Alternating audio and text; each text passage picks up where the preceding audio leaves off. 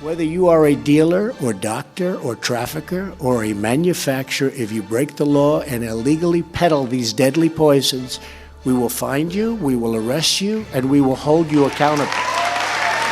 400 pounds of fentanyl, not in a cartel bunker, in a Florida candidate's mansion. According to seized files and internal messages, claims still under review, agents say they found more than powder, encrypted chats, coded ledgers, and routes that lined up with OD clusters across the state. It wasn't pressure from the outside, the story goes. It was a pipeline built from within, protected by money, access, and the kind of influence most people never see. But listen to this. The house wasn't even the secret. The phone on the kitchen counter was. Investigators say that phone didn't just hold messages, it held coordinates. And if those coordinates were real, what they would lead to next was beyond anything the public had been told. Stay with me, because this isn't about one address, it's about a map. The clock read 4:57 a.m. The front door didn't open, it gave way. Inside, the image of a polished candidate, smiling on TV, promising renewal, clashed with metal shelves and vacuum-sealed bricks. Reports claim there were modified rifles, stacks of cash, and a device lighting up with encrypted chats that referenced payments, protection,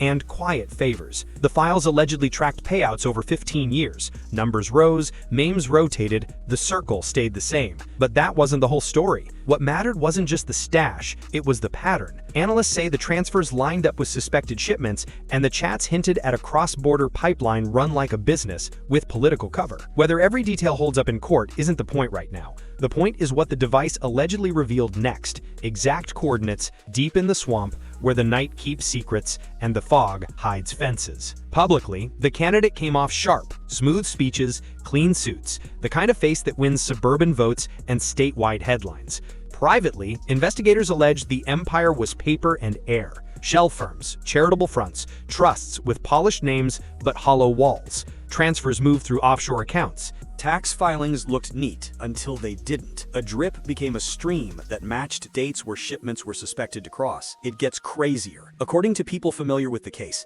the network used ex-cons and hired guns as transport and muscle, rotating crews so no one stayed visible for long. Business owners appeared on ledgers they'd never seen. Warehouses got approvals faster than coffee orders. And on one line, a string of numbers repeated with minor changes. GPS, a thread that, if pulled, went straight into the Everglades. A drone flew over patchy water and blank grass. Nothing at first. Then, heat signatures pulsed where the eye saw only shadows. According to sources, the coordinates pointed to a cluster of buildings disguised as storage, but the layout was wrong for tools and garden gear. The perimeter looked reinforced. Guard posts sat at corners that cut clean lines through a swamp that doesn't like straight edges. The gear on the roof didn't match the weather, it matched surveillance. But here's the part that still sticks. Inside, reports claim it wasn't just supply, it was production. 2 processing floors, dozens of workers who didn't look free to leave, hostages from several countries, including Americans whose families had been searching for months, radios, thermal scopes, armored vehicles circling like sharks. If the site was real and the clock kept ticking, every minute mattered. Any delay raised the chance that people would be moved, evidence would vanish, and the swamp would close its mouth. When the operation started, the first goal was simple: blind the site.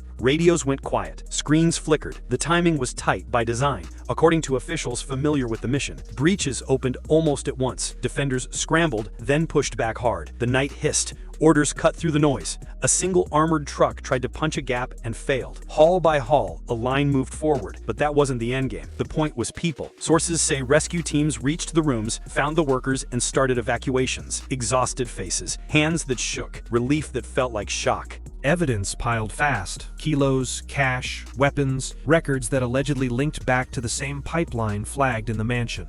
Within 23 minutes, the compound that felt untouchable didn't look like a fortress anymore. It looked like a crime scene in the open. And if that center fell, the spokes would be next. By sunrise, a statewide push was underway. Call it Sunfall, the internal name officials used for a rapid sweep of the alleged network's cells. One raid hit a waterfront condo where, investigators say, 2 accountants tried to burn ledgers before the door came down. Another stop played out on a highway when 3 vehicles fled toward the interstate, only to be boxed in as officers moved in from both sides. A metal shop showed signs of illegal conversion work. A warehouse that looked abandoned wasn't. Inside, machines still ran warm, but that wasn't all.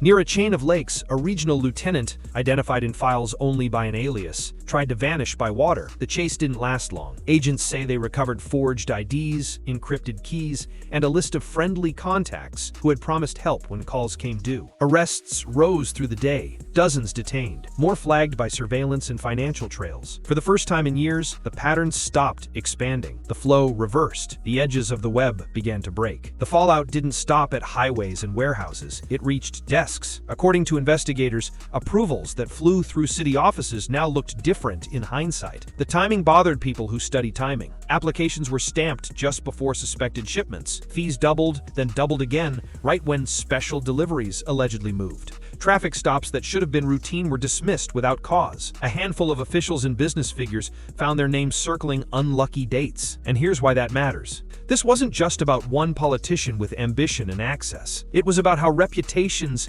can muffle alarms. Donations become invitations. Invitations become favors. Favors become absence of scrutiny. No one calls it corruption in the moment. They call it civic partnership. Then the ledger catches up. Town halls filled with voices that cracked under the weight of betrayal. People didn't shout. They asked quiet questions. If the person standing at a podium could be compromised, then who exactly was watching the gate? Numbers tell one kind of story. People tell another. The rescued workers spoke in details that don't fit on spreadsheets. Chemical fumes that stung. Doors that creaked at night. Footsteps that paused and moved on. Days with no markers except a clock that never matched the sun. A few had family in Florida. Some had been missing long enough that hope had thinned to habit. Seeing federal uniforms ended sentences they couldn't finish. But listen to this.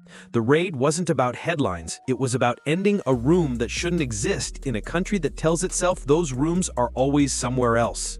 And yes, officials say evidence tied a chunk of the poison flooding communities back to a network with political cover. If that holds up in court, the legal reckoning will be severe. But the moral reckoning is already here. No one gets to pretend the Everglades are too empty for secrets anymore. Not after this. Power doesn't always wear a mask. Sometimes it wears a suit and speaks in careful sentences. It knows the right words, the right donors, the right rooms. Investigators say this case revealed how the right introductions can turn oversight into theater. Boardrooms can move faster than squads. Cute names hide ugly tasks. It's efficient. It's quiet. It works until it doesn't. Until someone pulls a thread that leads to a map, and the map points to a place that was never meant to be seen. It gets worse, then it gets clearer. Florida didn't just watch a compound fall. It watched a belief crack. The belief that this could never happen here. That disbelief is useful. It keeps people from asking hard questions.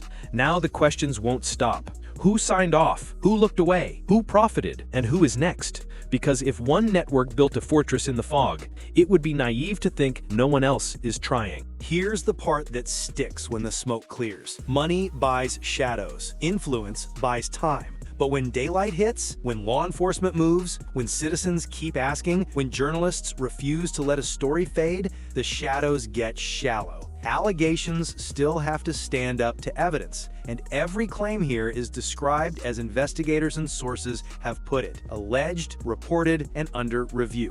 That legal process matters. So does what we've learned already. But that wasn't the whole story. The lesson isn't just be outraged. It's stay awake. Integrity isn't branding, it's maintenance. It's audits that carry weight, approvals that mean something, and voters who ask what's behind each promise. A candidate allegedly hid poison behind luxury walls. A swamp disguised a factory for pain. And yet, a few coordinates, a fast plan, and the right pressure pulled the cover off. If you want more investigations that don't flinch when power gets uncomfortable, drop a comment with the detail that hit you hardest, and share this with one person who still believes this could never happen here. Your voice pushes stories like this out of the shadows and into the light.